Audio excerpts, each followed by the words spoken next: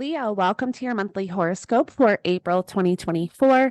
My name is Adina. I'm an intuitive astrologer, and in this video, I will be walking you through the entire month of April by week, giving you a really good understanding of the energies that you will be moving through and the major themes and topics showing up for you. The month of April. April is our biggest month of the year astrologically. So we have a lot to cover. Now, don't forget to like, share, and subscribe if you align with my energy and enjoy my content. Now, let's get right into it. So, the first week of April, on the 1st, we have Mercury stationing retrograde. Now, this is happening in your ninth house of higher education, higher knowledge, long distance travel, philosophy, belief systems, religion. And because you have the nodes transiting in this area of life, there's a lot changing here, especially around your belief systems, maybe publishing, and so with this Mercury retrograde, there's something around these themes and topics you're rethinking, reevaluating. Now, on the 2nd, we will have Venus conjunct Neptune. So, Venus conjunct Neptune, again, this is going to be in your 8th house because it's going to happen in Pisces. But Venus conjunct Neptune is great for creativity, imagination. Oh my goodness, romance, romantic connections, any type of artistic ventures. This can be really great for that. Now, on the 4th, we're going to have the Sun conjunct the North Node. This is a typo, so it's not Neptune, it's the North Node. And when the Sun forms in conjunction to the North Node, there can be some really powerful developments, insight, or understanding around this whole kind of eclipse story and journey. When we have the nodes transiting the signs in certain areas of our life, there's a story playing out here in these areas of life. And every time we have an eclipse, there's more energy to that story coming in. And so when we have the Sun conjunct the North Node, there could be some really powerful insight into this new direction that you are taking with this, these themes and topics, maybe publishing a book, maybe wanting to travel the world, maybe wanting to go back to school, maybe changing your belief systems in some way or religious beliefs in some way, because that's all kind of, the big focus here for you. Now, on the 5th, we will have Venus entering Aries. So Venus is going to enter your ninth house, bringing more focus to those themes and topics. Then we get to the 2nd week of April. And on the 8th, we are going to have the new moon solar eclipse in Aries. And that solar eclipse is going to be conjunct Chiron. So we had a solar eclipse in Aries, April 2023. That was our first kind of initiation into this whole Aries Libra axis with the nodes and eclipses and whatever changes were going to take place in this area of life. It was kind of initiated back then. So you can think back to, a year ago, what was kind of starting for you. But also, Chiron is the wounded healer. So when we have activations of Chiron, there's some really deep, intense healing going on. There can be a lot of triggers and activations of old wounds, vulnerabilities, insecurities, old trauma that we're having to move through and release and let go because there's something new. There is a new direction. There is a new journey starting here for all of us in some way. Now, between the 9th and the 11th, and again, I will be posting a video about this solar eclipse, like a separate forecast, going much deeper into these energies and into the chart and all 12 rising signs. I don't spend too much time on the lunations in the monthly horoscopes because I do post separate forecasts for those. But from the 9th to the 11th, we're going to have the Mars-Saturn conjunction. So this can feel very intense. This is in your 8th house of the 8th house represents your partner's finances, money coming in from outside resources like investments, also psychological healing and transformation. The 8th house can also rule secrets, the occult. And so when we have this conjunction, Mars is ruling all of this Aries energy. So whatever's kind of going on, I feel like in the 9th house, whatever you're moving through here in this area of life, there's going to be like a sudden stop, something you're going to have to address. This can be quite intense. This is both malefic planets. We're definitely going to see this collectively. But individually, again, it could have to do with your partner's finances. It could have to do with investments. It could have to do with money coming in from outside resources. It could have to do with psychological healing and transformation. It can also have to do with, I would not recommend traveling at this time with all this energy up here. It could have to do with something with school, publishing, again, belief systems, religious beliefs, something, but this could be a powerful stop with this conjunction. So we do want to be mindful at this time for anything because it can feel quite intense, and Saturn really wants us to take accountability and responsibility for this area of life and whatever's kind of showing up for you. And with this conjunction, something can really come to a head where you're having to do that. Now, on the 11th, Mercury, we're going to have the Mercury Cazimi at 22 degrees. And when we have the Mercury Cazimi, this is when the Sun and Mercury come together and form a conjunction. Mercury retrograde, Mercury will still be retrograde at this time, but this is when we can have some really powerful intuitive downloads or insight or clarity around the Mercury retrograde energy. So, whatever you are rethinking and reevaluating in this area of life, there really can be some developments here, or there can be like a better understanding or insight or support coming in on this day. So you do want to kind of watch on this day, your conversations. What thoughts are you having? What information are you receiving? Messages, intuitive downloads, things like that. Then we get to the third week of April, and on the 15th, we're going to have Mercury retrograde conjunct Chiron. So I posted a separate video about the whole Mercury retrograde journey in Aries. So check that out. But Mercury forms a conjunction to Chiron 3 times, once during pre-shadow, once during retrograde, and again during post-shadow once we get into May. So when Mercury conjuncts Chiron retrograde, this is the second conjunction with Chiron. And this is where there can be something showing up around your healing journey, your healing process, whatever you've been moving through around healing.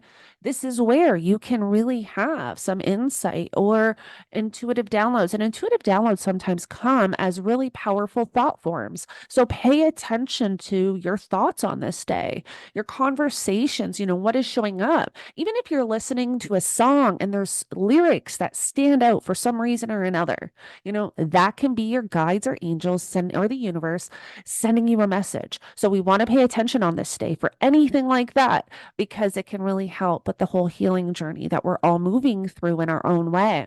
Now, on the 17th, we're going to have Venus conjunct the North Node.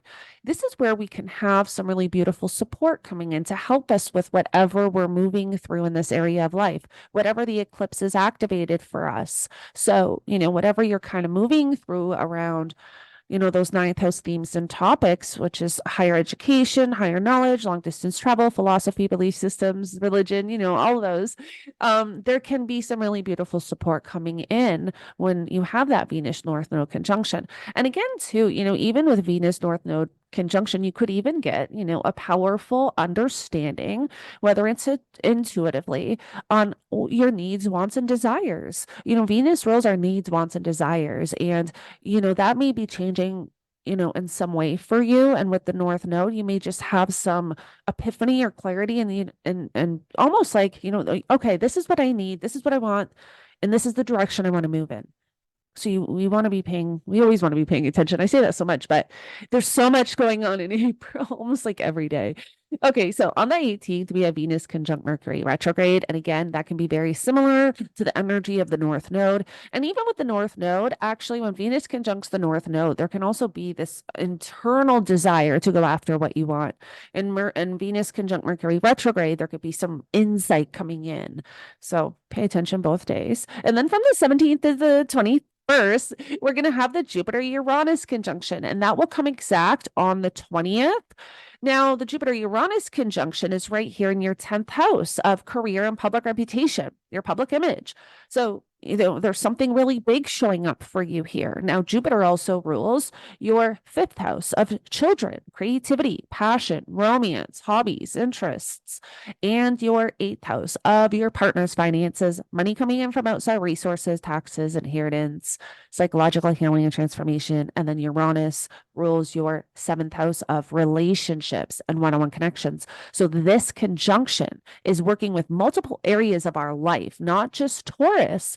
It's working with your 5th house, 7th house, 8th house, and 10th house. So we want to pay attention, and I want to hear everybody's astrology stories in the comments below because we have so many unique transits this month, like the Saturn Mars conjunction, Jupiter Uranus conjunction. So I would love to hear how this shows up for all of you. So please feel free to comment below and let me know.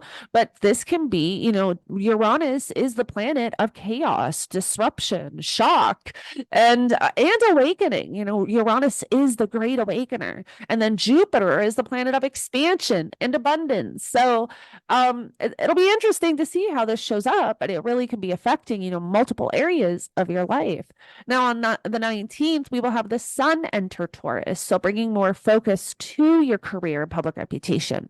On the 21st, we will have Venus conjunct Chiron. So again, this Chiron journey, maybe you're connecting with a friend or someone that is helping you through, your healing journey or healing process, or there can be, just a better understanding on what you need and how far you've come with your healing journey. Then we get to the fourth week of April. And on the 23rd, we're going to have the full moon in Scorpio. And this is our first full moon in Scorpio that's not an eclipse because our first one in a couple of years, because when we had this time last year was an eclipse. But you have Scorpio in your fourth house of home, family, property, and real estate.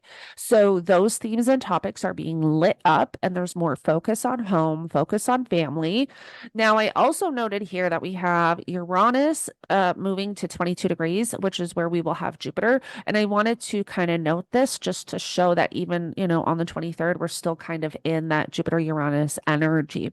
On the 25th, we will have Mercury stationing direct right on top of the North Node. So there's really big developments here on the 25th. So this is a day we want to pay attention to our intuitive downloads, pay attention to our thoughts, our conversations, information we're receiving, any type of messages, because this can be really big for whatever journey you're on right now with this North Node.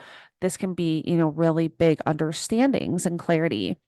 Then on the 27th and 28th, we will have Mars conjunct Neptune. Now, when Mars forms a conjunction to Neptune, there can just not be a lot of clarity around how to take action with something, or we can even feel a little depleted, like not a lot of motivation, not a lot of, drive to kind of move, do what it is that we're trying to do. So this is a time period where we may just have a little bit, lack of energy, but it is great when we're talking about spirituality or intuition. So it is a time, it is a couple days you do want to be mindful of, because if you are feeling like your energy is depleted, which is something we will all be moving through because this is affecting all of us, this could be it. And because Mars rules your ninth house and also is the co-ruler of your fourth, whatever you're moving through in this area of life, there could be confusion around that, or whatever you're moving through around home and family, there could be confusion around that. Or again, property, real estate. Now, on the 29th, we have Venus entering Taurus, bringing more focus to this 10th house and career and public reputation. It'll be interesting to see what that conjunction activates for you around career and public reputation. I'm talking about the Jupiter-Uranus conjunction. And then on the 30th, we're going to have Mars enter Aries. So then Mars is going to enter your ninth house. Now, I really would not recommend traveling at this time, because of the Saturn Mars conjunction, April, I just don't think is a great time to travel, especially if it's ruling your ninth house of travel. But you know, Mars rules our motivation, willpower, and drive too. So you can also be, kind of really motivated to move in this North Node direction, because Mars is the dispositor of that North Node right now. So kind of anything Mars is doing is almost like triggering us to start going after something that we want. But yeah, when Mars enters that ninth house, you can just feel super motivated to start moving in this new direction. There could be something you're questioning around your beliefs or religion. Because Mars can also sever, cut. We do want to be, like I said, long distance travel. There could be issues around going back to school if that's applicable. There could be issues around publishing if that's applicable. Because Mars is a malefic planet, but Other than that, Mars, this is going to be great for motivation, willpower, and drive because Mars is at home in Aries. So we are all going to be super motivated to go after what we want. Okay, Leah. Well, thank you so much for joining me. I hope this helps you navigate the energies for April. And don't forget to like, share, and subscribe if you align with my energy and enjoy my content. And don't forget to put your astrology stories in the comments below. I want to know how all of these transits show up for all of you. I will connect with you all in the next one.